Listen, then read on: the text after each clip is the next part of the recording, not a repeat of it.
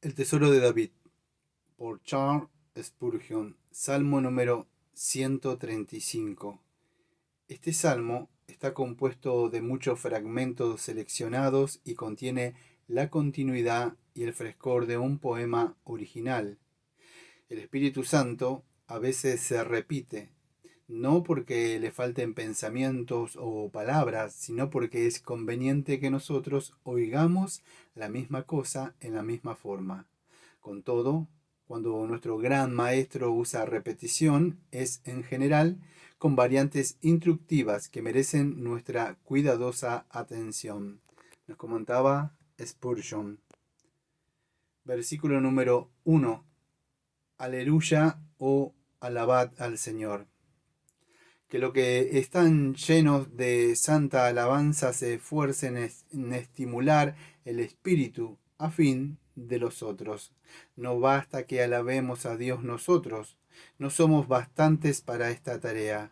Llamemos a nuestros amigos y vecinos y si ellos han andado remisos en este servicio, estimulémonos con nuestras exhortaciones afectuosas. Nuevamente nos comentaba Spurgeon. Aleluya es una palabra hebrea, significa alabad al Señor. Por medio de ella los fieles se animan los unos a los otros a dar gracias a Dios y alegran sus corazones y afinan sus espíritus para ejecutar este deber de la mejor manera. Haciendo que esta palabra les sirva de prefacio a ello. El verdadero gozo del Espíritu Santo no reside el ser mantenido encerrado dentro del pecho del hombre, sino que se esfuerza por hallar compañeros para derramarlos e impartirlos a otros, para que ellos puedan ser llenados y recibir refrigerio de esta fuente de gozo. Nos comentaba Thomas Bridgman. Alabad el nombre del Señor. Pensad en Él con amor, admiradle con sinceridad y alabarle con ardor. No engrandezcáis al Señor solo porque es Dios, sino estudiad su carácter y sus hechos y de este modo rendiréis alabanza inteligente y apreciativa. Nos comentaba Charles Haddon Spurgeon. Cuando pensamos en Él, hemos de levantar nuestros pensamientos por encima de todas las demás cosas y tenerle como el ser universal del mundo, que da esencia y existencia a todas las cosas en Él, como el Señor, santidad, pureza, simplicidad, grandeza, majestad, eminencia, supereminencia en sí, infinitamente exaltado por encima de todo lo demás, existente en sí mismo y de sí mismo, y teniendo todas las demás cosas subsistiendo en él, como el Señor, la misma misericordia, perdonando y olvidando todos los pecados de la humanidad que comete contra él, tan pronto como se arrepiente y se vuelven a él. En una palabra, cuando pensamos en Él, en el Dios Altísimo, Padre, Hijo y Espíritu Santo, hemos de pensar en Él como el Señor. Unidad en la Trinidad. Trinidad en la unidad. Tres personas, un ser, una esencia, un Señor bendito para siempre. Este es el ser todopoderoso y glorioso que el salmista menciona aquí cuando dice alabad el nombre del Señor. Nos comentaba William Beveridge. Alabadle, siervos del Señor. No alabamos bastante, no podemos alabar demasiado, deberíamos estar siempre haciéndolo, respondiendo a la orden dada aquí. Alabad, alabad, alabad. Que el Dios Trino reciba las alabanzas de nuestro espíritu, alma y cuerpo. Por el pasado, el presente y el futuro, rindamos una triple aleluya. nos comentaba Spurgeon, porque no haremos nada fuera de lugar alabando al Señor como siervos. Y si tuviéramos que ser solo siervos para siempre, deberíamos alabar al Señor. ¿Cuánto más deberían estos siervos alabar al Señor, habiendo tenido el privilegio de hijos? Nos comentaba Agustín, versículo 1, 2 y 3. Cuando Gotthold un día pasaba por delante de un mercader, oyó las notas de un salmo, con el que la familia estaba concluyendo su comida matutina. Se sintió profundamente afectado y con el corazón conmovido se dijo: «Oh Dios mío, cuán agradable a mis oídos es el sonido de tu alabanza, y qué consolador a mi alma el pensamiento de que todavía hay unos pocos que te bendicen por tu bondad». Por desgracia, la mayor parte de la humanidad se ha brutalizado y se parece a los cerdos que cuando llega la cosecha se hartan y engordan de bellotas bajo el roble, pero no muestran hacia el árbol que se las da más gratitud que frotarse la espalda con la corteza y gozar del suelo alrededor. Nuestra alma debería ser como una flor que no reciba meramente la suave influencia del cielo, sino que a su vez, como en gratitud, exhala un perfume dulce y placentero. Nuestro deseo debería ser como el de un hombre piadoso, que nuestros corazones se disolvieran como incienso en el fuego del amor y desprendieran la suave fragancia de la alabanza. O como el santo mártir, que decía estar dispuesto a ser consumido si de sus cenizas habían de brotar flores para la gloria de Dios. Deberíamos estar dispuestos con nuestra misma sangre a fertilizar el jardín de la iglesia y hacerlo más productivo en el fruto de la alabanza. Bien, pues, Dios mío, te alabaré y ensalzaré con todo mi corazón y boca hasta lo sumo de mi poder. Oh, que sin las interrupciones que implican el comer, beber y dormir, pueda aplicarme a esta vocación celestial. Cada bocado de aire que inspiro está mezclado con la bondad que preserva mi vida.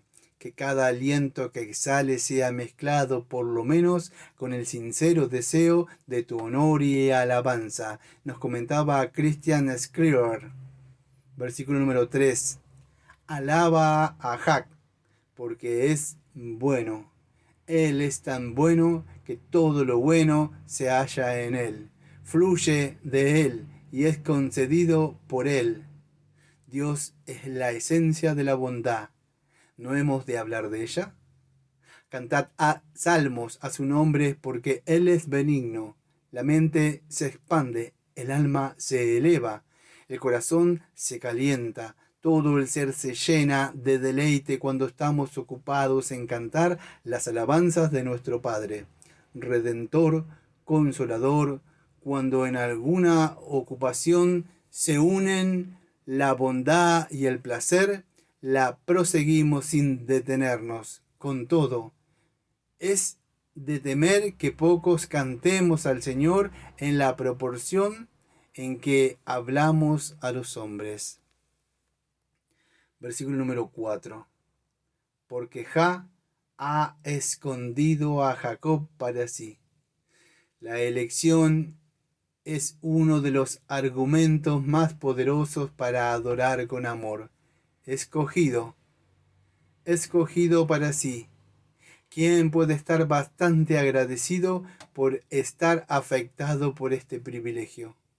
A Jacob amé, dice el Señor, y no da razón por su amor, excepto que él decidió amarle.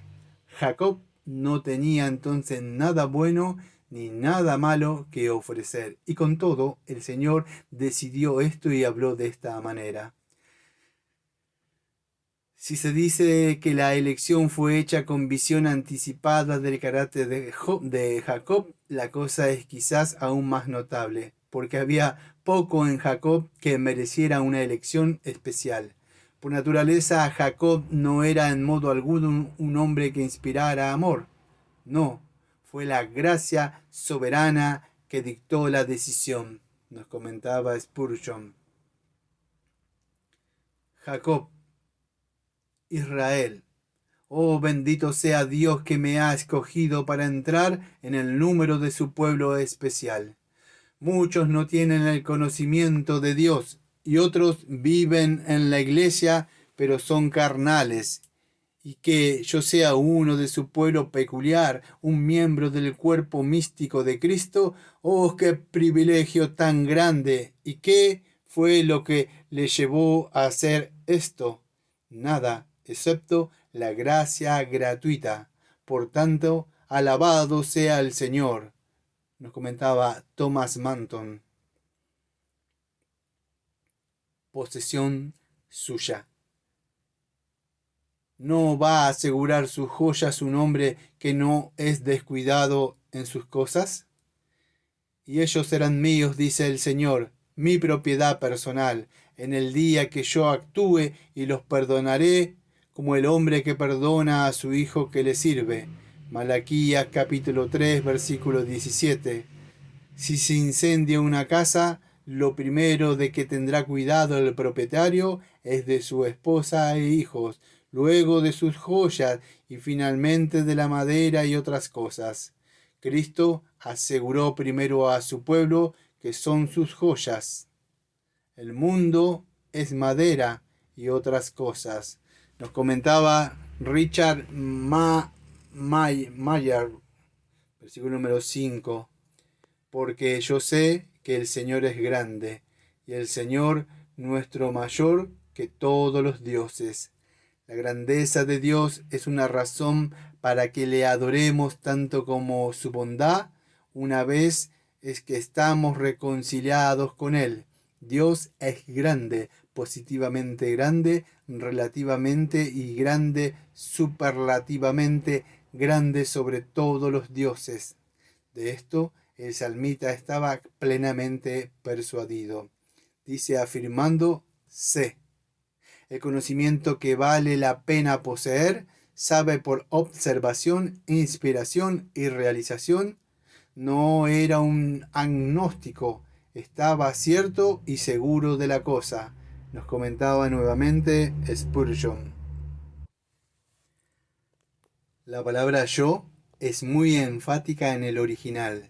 Sea lo que sea con los demás, yo tengo la experiencia personal y preciosa de la grandeza del poder del Señor y de su infinita supremacía sobre todos los demás dioses.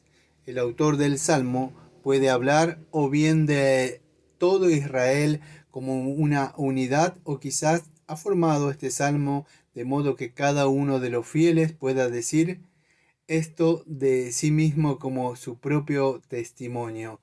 Nos comentaba Henry Cowles. ¿En qué fundamento tan firme planta su pie el salmista? Yo sé. Es bueno oír a los hombres de Dios hablar con esta confianza sosegada.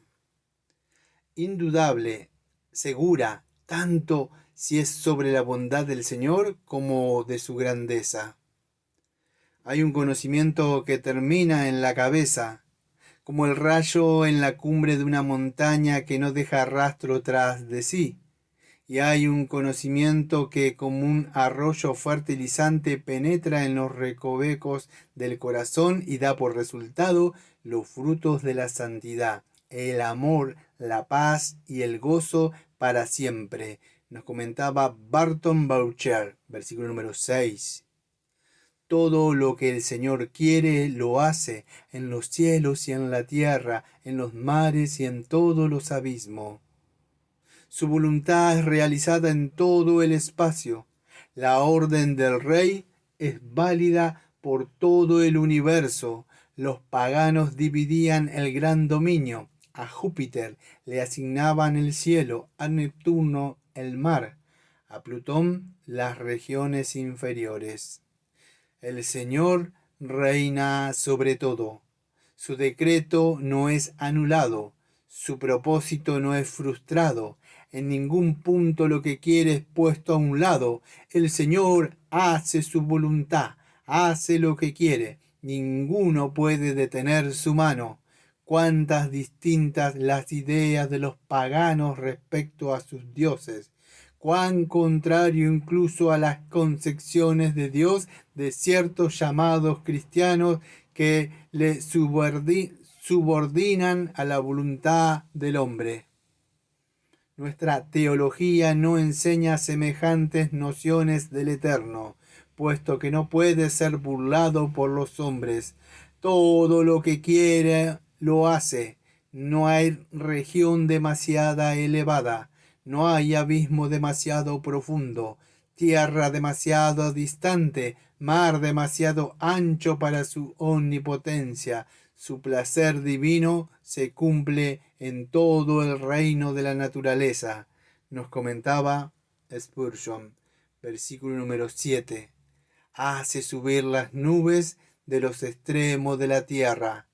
Aquí se nos enseña el poder de la creación. El proceso de evaporización pasa inadvertido para muchos, pero tiene lugar constantemente a su alrededor. Sus causas no llaman la atención del irreflexivo, pero son una maravilla para el instruido. Es el Señor el que lo ha dispuesto todo.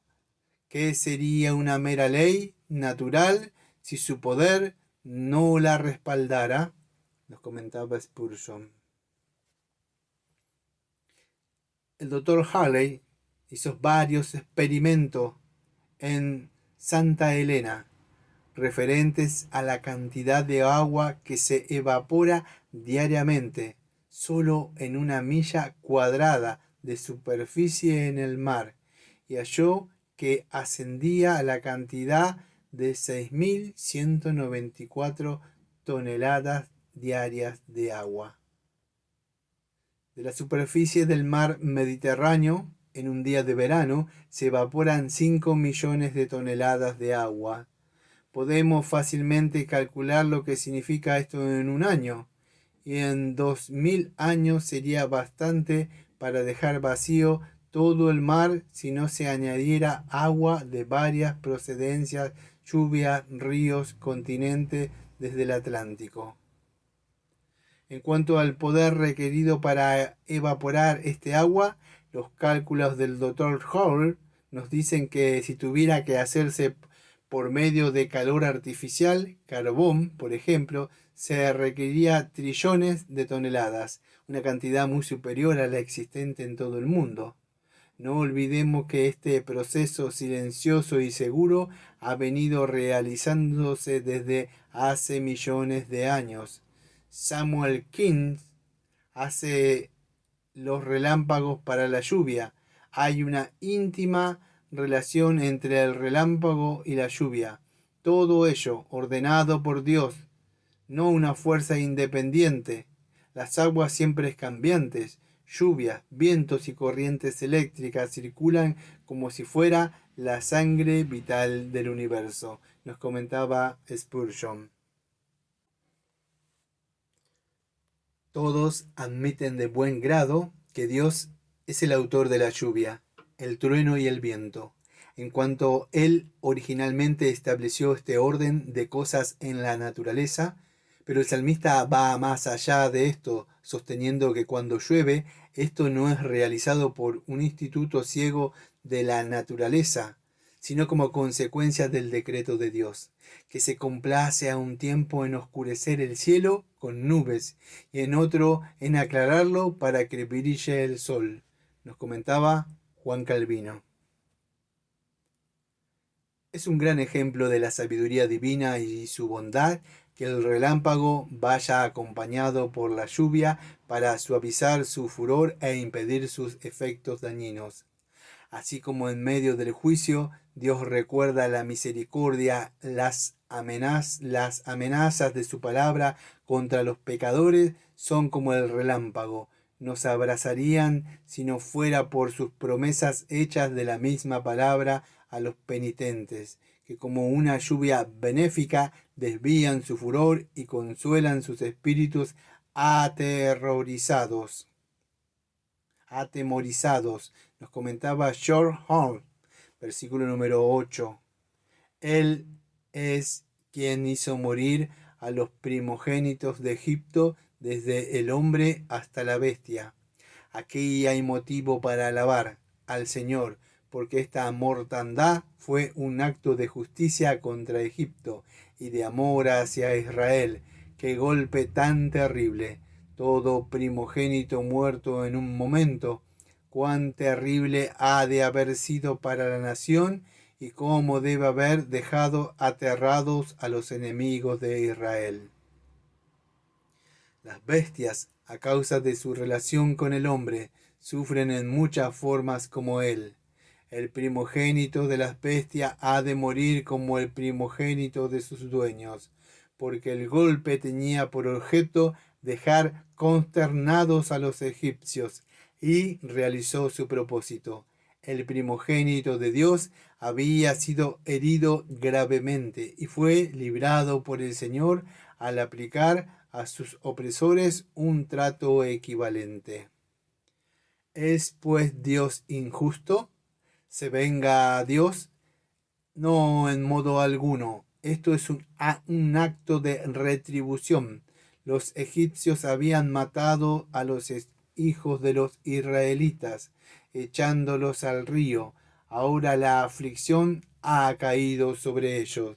Se ven privados del deleite de sus ojos, y todos los primogénitos mueren, desde el primogénito de Faraón, que se sentaba en el trono, hasta el primogénito del cautivo que se halla en una mazmorra. Nos comentaba Thomas Michigan, versículo número 10. Destruyó a muchas naciones. Es mejor que los malos sean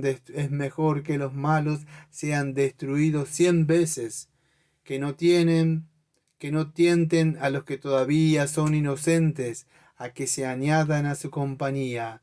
Pensemos cuál habría sido nuestro destino y el destino de todas las naciones bajo el cielo hasta este momento si la espada de los israelitas los hubiera eximido.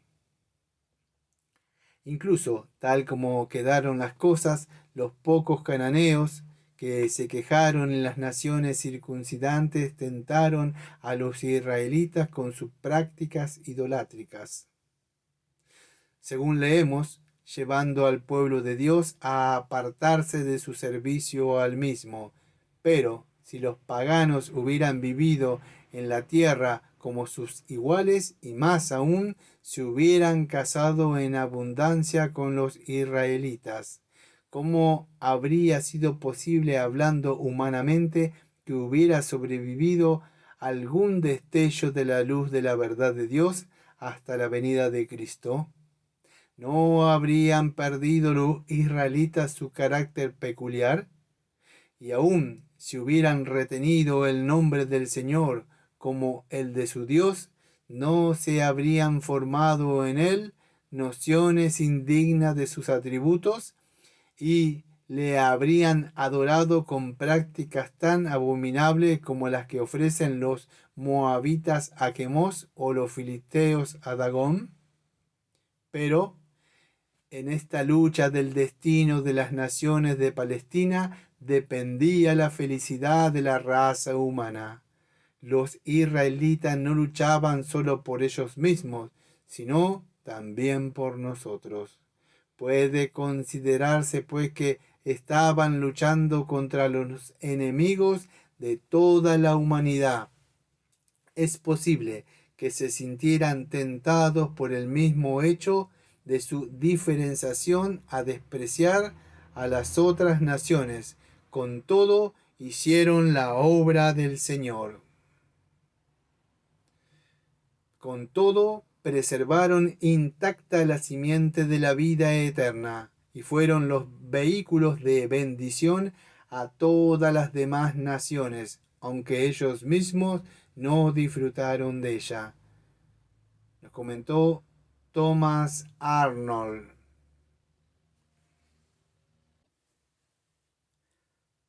Versículo número 13. Oh Señor, eterno es tu nombre. El nombre de Dios es eterno y nunca será cambiado. Su carácter es inmutable, su fama y su honor permanecerán por toda la eternidad. Siempre habrá vida en el hombre en el nombre de Jesús, y dulzura y consolación. Aquellos que son nombrados del nombre del Señor, en verdad serán preservados por Él y guardados de todo mal para siempre jamás. Y mi recuerdo, oh Señor, de generación en generación. Los recordatorios se pasan, pero el recuerdo del Señor permanece para siempre. Qué consuelo para la mente abatida que tiembla por el arca del Señor. No, precioso nombre, tú nunca perecerás. La fama del Eterno nunca se apagará. Nos comentaba Spurgeon, versículo número 15. Ahora llegamos a la denuncia que hace el salmista de los ídolos, que sigue de modo natural su panegírico del único Dios vivo y verdadero. Versículo número 15. Los ídolos de los gentiles son plata y oro, obra de manos de hombres. Su material esencial es metal inerte. Sus atributos no son sino las cualidades de las sustancias inertes, y la forma que exhiben se derivan de la habilidad y labor de los que lo adoran. Es el colmo de la locura el adorar a productos metálicos. Uno podría pensar que es menos absurdo el adorar las manos de uno que adorar lo que estas manos que han hecho. Con todo, el amor pagano a sus deidades abominables es superior al de la plata y el oro. Sería elogioso que algunos de los llamados creyentes en el Señor tuvieran tanto amor para Él. Nos comentaba Spurgeon. Herodoto nos cuenta que Amasis tenía un gran lavatorio de oro, en el cual él y sus huéspedes se lavaban los pies. Lo fundió un día e hizo un dios de metal, que los egipcios adoraban con devoción. Y es difícil distinguir entre la diferencia que hacen aún hoy algunos católicos romanos entre un ídolo y una imagen, por lo menos para la mente de los que adoran frente a la imagen. Nos comentaba John Trumps, versículo número 15, 16 y 17. El reverendo John Thomas, un misionero a la India, estaba un día viajando solo por el campo cuando vio una gran multitud de gente que esperaba cerca de un templo de ídolos. Fue hacia ellos y tan pronto como se abrieron las puertas, entró en el templo. Viendo a un ídolo levantado por encima de la gente, se dirigió hacia él osadamente, levantó la mano y pidió silencio. Entonces se puso los dedos sobre los ojos y dijo: tiene ojos, pero no ve. Tiene oídos, pero no puede oír. Tiene nariz, pero no puede oler. Tiene manos, pero no puede palpar. Tiene boca, pero no puede hablar. Ni tampoco hay aliento en él. En vez de ser agredido por los fieles en el templo por insultar a su Dios y a ellos mismos, los nativos se quedaron sorprendidos, y un anciano, Braham, quedó tan convencido de su locura por lo que había dicho Mr. Thomas, que añadió gritando: tiene pies, pero no puede correr. El pueblo se puso a gritar y avergonzados de su necedad dejaron el templo y se fueron a sus casas. Nos comentaba la New Encyclopedia of Illustrative de Anécdotas. Versículo número 16. Tienen boca. El Señor habla y se hace, pero estas imágenes no pronuncian nunca una palabra. Sin duda, si pudieran hablar, reprenderían a los que le rinden culto. ¿No es su silencio todavía una reprobación más enérgica? Cuando nuestros maestros filosóficos niegan que Dios haya hecho revelación alguna de sí mismo, a la vez confiesa que su Dios es mudo. Nos comentaba Spurgeon, versículos 16 y 17. Tienen orejas y no oyen. Una fantasía, una imaginación, puede ser tomada por una inspiración. Es cierto, pero ¿podemos por ello decir que toda inspiración es un error? Un guijarro no es un diamante. Sí, pero ¿debe por ello un diamante ser un guijarro? El confesar a un Dios que no habla a los hombres es igual a confesarlo y luego denegarlo de toda idolatría, y el resultado es tener dioses a las veces sordos y mudos. Nos comentaba John Byron, versículo número 17. Tienen orejas pero no oyen. Tampoco hay aliento en sus bocas. Parece que estos dioses paganos son mudos, ciegos y sordos, y sin duda una incapacidad muy seria. Están muertos, no hay señal de vida perceptible en ellos, y no conocen lo que es respirar. Es la esencia de la vida animal. ¿Ha de perder su aliento el hombre clamando a un ídolo que no respira? ¿Ha de ofrecer la vida peticiones a la muerte? Sin duda, esto es volver las cosas pata para arriba, nos comentaba Spurgeon. Versículo número 18, semejantes a ellos.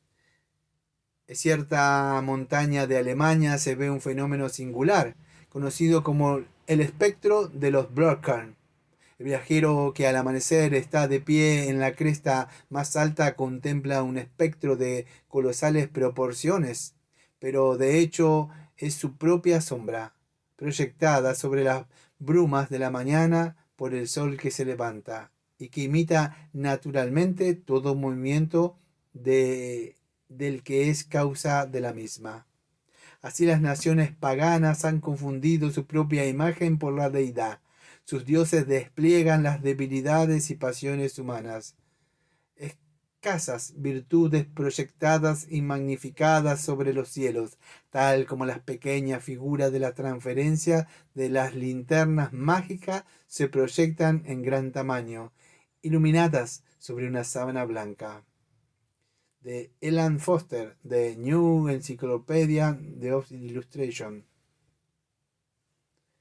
Y todos los que en ellas confían, hay algunos que creen en una regeneración bautismal, que en realidad no renueva la naturaleza y los hace miembros de Cristo e hijos de Dios.